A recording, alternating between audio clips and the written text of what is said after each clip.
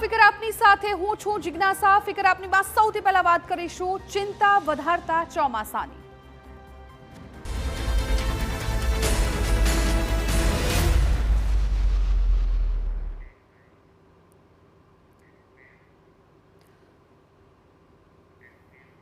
તો ગુજરાતમાં મોડું આવી શકે છે ચોમાસું। હાલ ચોમાસું સક્રિય નથી, 5 દિવસથી અટકી ગયું છે ચોમાસું અને એવા સંકેત મળી રહ્યા છે કે ગુજરાતમાં આ વખતે ચોમાસું મોડું આવી શકે છે।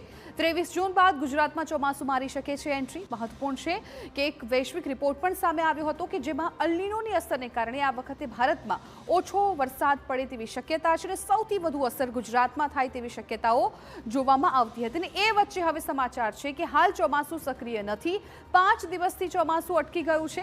23 જૂન બાદ ગુજરાતમાં ચોમાસું એન્ટ્રી મારી શકે તેવી હાલ શક્યતાઓ વ્યક્ત કરવામાં આવી રહી છે। એટલે ખેડૂતો માટે ખાસ માટે સમાચાર, કેમ કે ખેડૂતો ચોમાસાની રાહ જોતા હોય છે અને એ વચ્ચે હવે 23 જૂન બાદ ગુજરાતમાં ચોમાસું આવી શકે તેવી શક્યતા। 8 રાજ્યોમાં